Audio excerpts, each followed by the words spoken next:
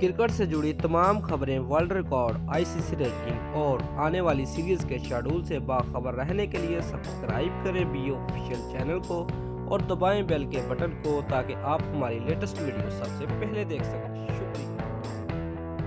बिस्मिल्लाहिर्रहमानिर्रहीम। अस्सलाम वालेकुम दोस्तों, मैं हूं मोहम्मद शाहिद और आप देख रहे हैं BO official YouTube channel.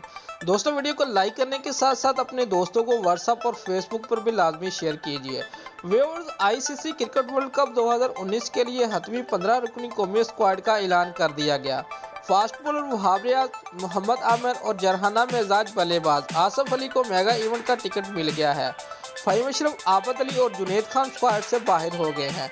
Viewers, Gaddafi stadium Lahore में प्रेस कॉन्फ्रेंस करते हुए कौमी टीम के चीफ सेलेक्टर इंजमामुल हक का कहना था कि वर्ल्ड कप के लिए कौमी टीम में सरफराज अहमद कप्तान, फखर जमान, इमामुल हक, बाबर आजम, मोहम्मद हफीज, शुएब मलिक, हारिस सुहेल, आसिफ अली, शादाब खान, इमाद वसीम, मोहम्मद आमिर, मोहम्मद हसनैन, हसन अली और शाहीन शाह अफरीदी शामिल हैं। व्यूअर्स, इंजमामुल हक का कहना है कि मोहम्मद आमिर का नाम पहले ऐलान करदा टीम में नहीं था, ताहम वो सीनियर बॉलर है और इंग्लैंड में खेलने का वसी तजर्बा है।